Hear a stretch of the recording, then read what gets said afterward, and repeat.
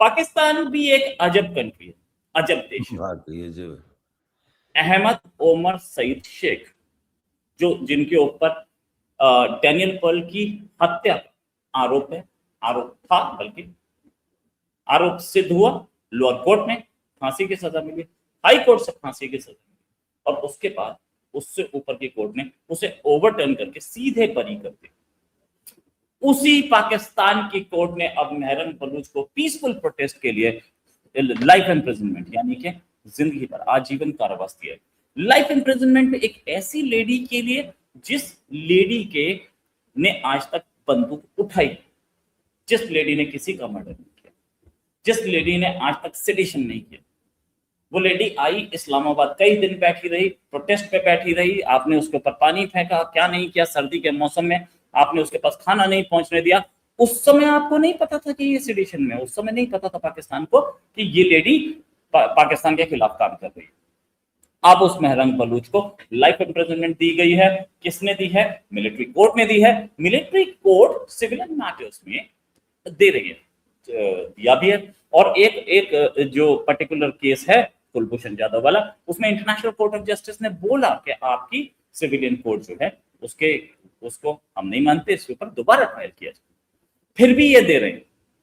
पाकिस्तान ऐसा कंट्री है कि हत्यारे खुले घूम रहे हैं और जो पीसफुल प्रोटेस्टर्स जो हैं उनको लाइफ इम्प्रिजनमेंट 14 साल की सजा दी है मैडम को, महरंग बलूच को, और 17 साल की सजा दी है ईमान मजारी को। क्या किया था उन्होंने कुछ ट्वीट किए थे, अपने ही कंट्री के लोगों के लिए ट्वीट किए थे, बलूचिस्तान के लोगों के लिए ट्वीट किए थे, बलूचिस्तान के लोगों के ट्वीट को रीट्वीट किया था। लेकिन नहीं, फ्रीडम ऑफ प्रेस इंडिया में नहीं है। लोगों पे अत्याचार यानी कि तशद्दुद इंडिया में होती है, मुसलमानों पे। महरम बलूच हिंदू होंगी, एक बार चेक करना पड़ेगा, या ईमान मजारी हिंदू होंगी, एक बार चेक करना पड़ेगा। ये सिचुएशन है पाकिस्तान की, मैं पाकिस्तान की बता रहा हूं। महरम बलूच और ईमान मजारी के लिए मैं उनके फेवर में खड़ा हूं, आज उनके फेवर में बोलूंगा। मुझे पता है इसके लिए मेरी कंप्लेंट की जाएगी, पाकिस्तान के ISI के सेल भर भर के मेरी कंप्लेंट्स कर रहे हैं, मुझे पता है, कुछ इंडियंस भी उनके साथ। लेकिन एक चीज, ये बात तो मैं बोलूंगा कि जिस आदमी पे हत्या का मुकदमा हो चुका, कोर्ट ने बोले ये था और फांसी की सजा दी गई, वो खुला घूम रहा है, उसको बरी कर दिया गया। महरम बलूच को एक नहीं केस है सर, 10 केस है जिन पे हत्या के केस थे, खुले घूम रहे। लेकिन महरम बलूच को लाइफ इम्प्रिजनमेंट, इसी बात करने के लिए हमारे साथ डॉक्टर अमजद मेरे साहब। डॉक्टर साहब बहुत बहुत स्वागत आपका हमारे शो में। डॉक्टर साहब, महरम बलूच को एक पीसफुल प्रोटेस्ट डेमोक्रेसी में राइट होता है सबका। महरम बलूच को छोड़िए, गोली चलाना छोड़िए, उसके पोजेशन से एक बंदूक नहीं निकली, लेकिन फिर भी उस लेडी को लाइफ इम्प्रिजनमेंट दे दी गई। क्या बोलेंगे सर? बहुत शुक्रिया रोहित साहब। देखिए, ये जो केस है बड़ा कंट्रोवर्शियल है, इसलिए कि 2 FIRs कटी थी FC का जो जवान मारा गया था उसके हवाले से। एक थी गालबन 27 जुलाई को और दूसरी थी 29 जुलाई को। एक शख्स 2 FIRs में 2 मुख्तलिफ दिनों में कैसे मर सकता है भाई? मर गए, या तो आप 27 को मर गए तो फिर दोबारा 29 तारीख को कैसे मर सकते हैं, या 25 को मर गए तो 27 को कैसे मर सकते हैं? तो ये केस में कुछ भी नहीं था। और जब ये वाकया हुआ है तो उस वक्त डॉक्टर महरंग बलूच वहां से तकरीबन 4-5 किलोमीटर दूर थी। मतलब वो वहां थी भी नहीं कि वो ना कि मतलब है कि एक प्रोटेस्ट में वो थी और उस प्रोटेस्ट में गोली चल गई या कुछ हुआ, ऐसा भी नहीं था। बात यह जो आपने अपने इंट्रो में भी बड़े अच्छे तरीके से बताया है कि ये बेसिकली इंसानी हुकूक यानी ह्यूमन राइट डिफेंडर्स हैं। ईमान मजारी भी, वो कोई आतंकवाद नहीं है, वो कोई ये तो नहीं कह रही कि इलेक्शन जाली हुए हैं, इलेक्शन में वो खड़ी हो रही हैं, या वो कोई मतलब है कि कालादम जो तहरीकें होती हैं बैंड उनको सपोर्ट करती हैं। वो तो एक ह्यूमन राइट लॉयर थी और उनकी वालदा जो है बेगम शिरीन मजारी, वो ह्यूमन राइट की मिनिस्टर, फेडरल मिनिस्टर रही हैं इमरान खान की कैबिनेट में।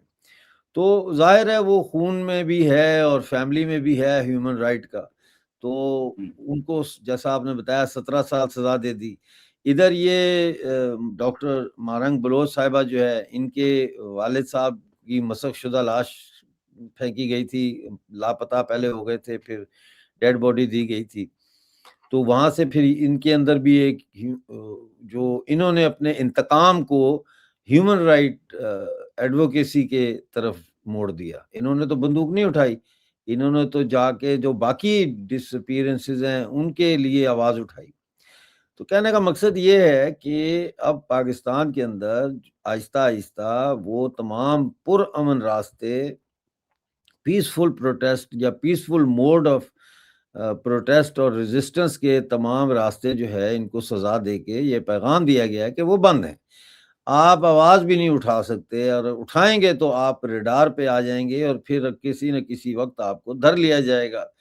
तो ये बहुत ही एक नेगेटिव मैसेज पाकिस्तानी स्टेट की तरफ से गया है कि आप चाहे आप इस्लामाबाद में हो, चाहे आप जो है वो बलूचिस्तान में हो, ह्यूमन राइट्स के हवाले से आप रियासत के ऊपर, स्टेट के ऊपर कोई क्रिटिसिज्म नहीं कर सकते। और ये ट्रायल जो है फेसलेस ट्रायल था, 10-12 दिन ये ट्रायल चला है, और इसमें जो डॉक्टर मारंग बलोच है उनके जो नॉमिनेटेड वकील हैं उनको पेश नहीं होने दिया गया, बल्कि जो वकील हैं उनके लिए वो गवर्नमेंट ने खुद पेश किए हैं अपनी तरफ से वकील के, जी ये हमारी तरफ से मारंग की वकालत करेंगे। तो इसके ऊपर जाहिर है कि जेल के बाहर बहुत हंगामा भी हुआ, ख्वातीन की बड़ी तादाद, उनके रिश्तेदार, उनकी बहन नादिया बलोच, ये सब लोगों ने वहाँ प्रेस कॉन्फ्रेंस भी की और एहतजाज किया कि किसी को मिलने नहीं दे रहे और ट्रायल चल रहा है। ये कैसा ट्रायल है जो मतलब है पब्लिक से बिल्कुल अलग करके जेल के अंदर ट्रायल किया जा रहा है। तो इस ट्रायल में और भगत सिंह के खिलाफ चलने वाले ट्रायल में क्या फर्क है फिर, यू नो? ऐसा तो अंग्रेजों के जमाने में भी कभी नहीं हुआ। हिस्ट्री पढ़ लीजिए, अंग्रेजों के जमाने में भी कभी नहीं हुआ कि कोई पीसफुल प्रोटेस्टर हो और उस आदमी को लॉयर तक की परमिशन ना हो। बिल्कुल। तीन इंडियन नेशनल आर्मी के ऑफिसर्स, एक का नाम प्रेम सहगल, एक का नाम गुरबख्श सिंह ढिल्लों और एक का नाम शाहनवाज हुसैन, ये तीनों पे केस चला था। और उनका केस लड़ने के लिए अरुणा आसफ अली के हस्बैंड आसफ अली खड़े थे, साथ में जवाहरलाल नेहरू और सरदार पटेल खड़े थे। Red fort trial, famous red fort trial बोला जाता है, अंग्रेजों के जमाने में, सेकेंड वर्ल्ड वॉर के तुरंत बाद, आजादी से पहले। यह अंग्रेजों के जमाने में नहीं हुआ जो यहां पर पाकिस्तान में आज हो रहा है। अगर मैरंग बलूच पीसफुल प्रोटेस्टर्स को ऐसे अंदर बंद करते रहेंगे तो बीएलए को क्या हवा नहीं मिलेगी? क्या बीएलए के सपोर्ट नहीं बढ़ेगा? ये बात बोलने वाला कौन है? आज इंडिया में गोदी मीडिया बोला जा रहा है, पाकिस्तान में तो झूला है। पाकिस्तान में तो वो मीडिया, पाकिस्तानी मीडिया को इस बात पे कपड़े फाड़ देने चाहिए। मैं इंडिया में कपड़े फाड़ता था अपनी गवर्नमेंट के, जब मैं यहाँ पे जर्नलिज्म कर रहा था न्यूज चैनल्स में। हमने कई बार गवर्नमेंट को औकात दिखाई और गवर्नमेंट को अपने डिसीजन चेंज करने पड़े। ये तो एक बड़ा अजीब है। कहां है आज पाकिस्तानी गोदी मीडिया जो बोल नहीं रहा है? क्या गोदी मीडिया इंडिया में है, पाकिस्तान में? एक लेडी जो कि पीसफुल प्रोटेस्ट कर रही है, उसके पास से आज तक एक बंदूक नहीं पकड़ी गई है। Forget about hand grenade, forget about something else, लेकिन उस लेडी को दिया गया क्या? उस लेडी को दिया गया लाइफ इम्प्रिजनमेंट। भाई पीसफुल प्रोटेस्ट के लिए लाइफ इम्प्रिजनमेंट? 2 एफआईआर हैं एक ही चीज की, 2 एफआईआर कट सकती है, ठीक है, उसमें केस चलेगा। एक आदमी को केस, दोनों की दोनों एफआईआर कन्वर्ट कर जाएंगी, 2 जगह केस नहीं चलेगा।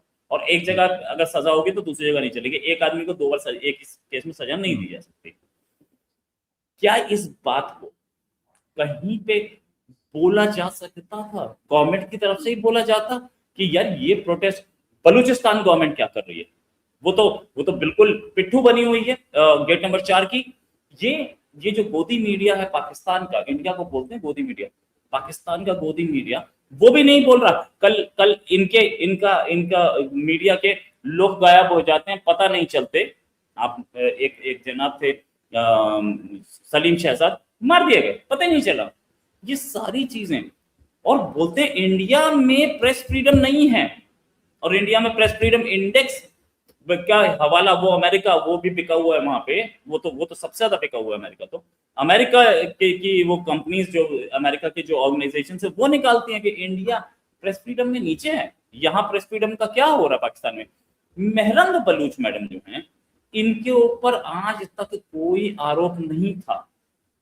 इतने टाइम से प्रोटेस्ट कर रही थी। एक आरोप नहीं था टेररिज्म का, एक आरोप नहीं था सीधा मर्डर का, एक आरोप नहीं था सीधा वायलेंस का। सीधा सीधा ही कत्ल का केस डाल के तो 302 का केस बना के तो उनको उम्र कैद दे दिया सीधा ही, सीधे। इससे पहले कोई वायलेंस का नहीं था।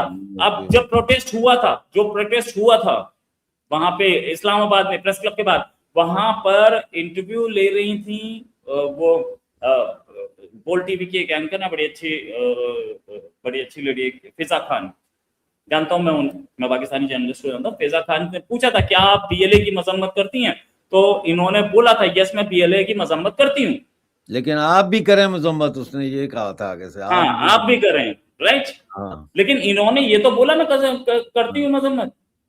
जब ये नहीं, अगर वो कर रही हैं लहदी तो पसंद ये नहीं है, डॉक्टर मारंग बलोच नहीं है लहदी किसी पसंद भी नहीं एंगल है। से। नहीं, वो लेकिन पाकिस्तान के नहीं, कॉन्स्टिट्यूशनल फ्रेमवर्क में रहकर जो है इंसाफ मांग रही है, रैकेट वो कर रही थी, बिल्कुल नहीं सही मिल बात है। हम्म। और उसके बाद नहीं मिल रहा, तो क्या अब बलूच यूथ बीएलए और बीएलएफ की तरफ नहीं जाएगा सर? जाएगा, मेरा तो ख्याल है कि जाएगा, क्योंकि जब आपने दूसरे दरवाजे बंद कर दिए हैं जहां से इंसाफ मिल सकता है, और ये साबित कर दिया है कि इंसाफ नहीं मिलेगा, जो मर्जी शोर मचा लो, जो मर्जी कर लो, तो फिर लोग तो फिर दूसरे रास्ते जो है मजीद पुरतशद्दद रास्ते इख्तियार करने पर मजबूर होंगे। राइट। इंडिया में एक वो है रेट, इंडिया में रेट्स हैं बहुत सारी, रेट पिटिशंस लगती हैं।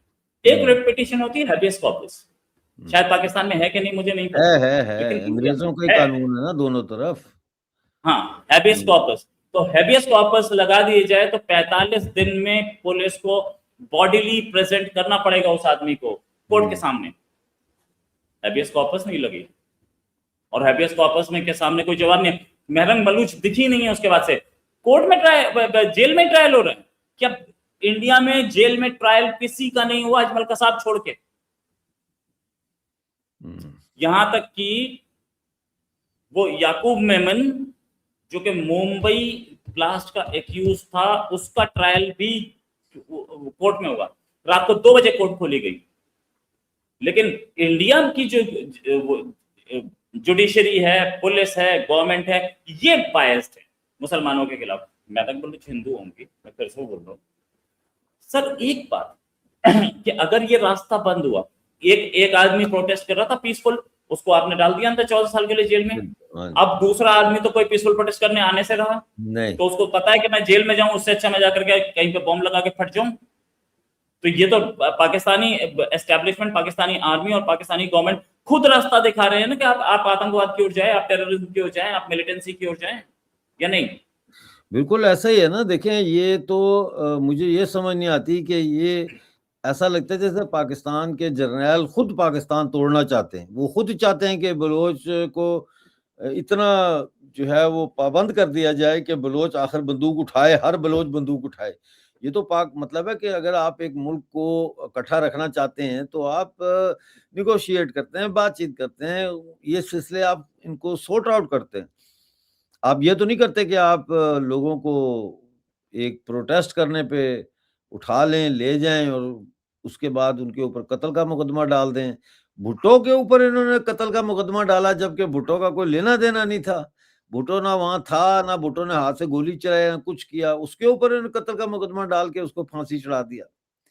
यू नो तो पाकिस्तान जो है ये अगर पाकिस्तान के लोग, खासतौर पर पंजाब के लोग, अगर चाहते हैं कि पाकिस्तान को बचाएं टूटने से, तो फिर उनको चाहिए कि फौजी जर्नैलों के खिलाफ बगावत करें पंजाब में। अगर नहीं करेंगे तो पाकिस्तान तो मतलब तकरीबन टूटा ही हुआ है ना।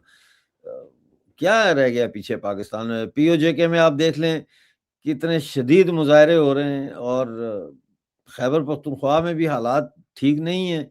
बलूचिस्तान में तो बाकायदा इंसर्जेंसी चल रही है, आज़ादी की लड़ाई लड़ी जा रही है।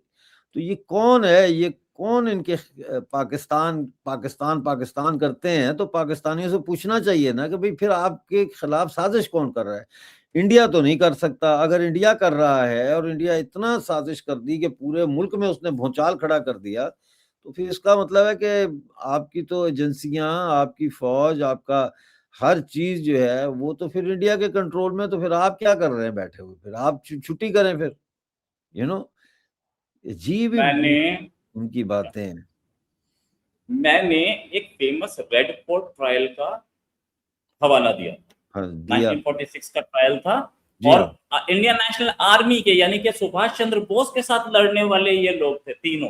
बिल्कुल प्रेम बिल्कुल। कुमार सहगल कहाँ पैदा हुए थे? लाहौर में। प्रेम कुमार सहगल के साथ शाहनवाज हुसैन कहाँ पैदा हुए थे साहब? पाकिस्तान में। आज की डेट पाकिस्तान, मत और पंजाब।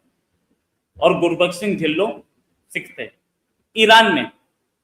उनका केस लड़ा गया था इंडियन नेशनल कांग्रेस ने लड़ा था, कांग्रेस के लोगों ने लड़ा था, जिसमें मैंने बताया आपको आसिफ अली साहब थे और सरदार पटेल थे और जवाहरलाल नेहरू थे। अंग्रेजों की हुकूमत होते हुए अंग्रेजों के खिलाफ के सेकेंड वर्ल्ड वॉर में वॉर लड़ने के बाद इन तीनों ने इंडिया के खिलाफ यानी कि ब्रिटिश इंडियन गवर्नमेंट के खिलाफ लड़ाई की थी।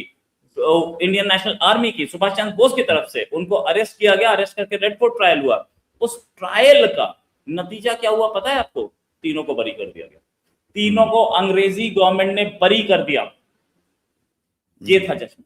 ये अंग्रेजों से भी खराब है। बल्कि शाहनवाज हुसैन तो की फैमिली सगे भाई पाकिस्तान में थे और उनके दो बच्चे जो थे वो पाकिस्तानी आर्मी में थे।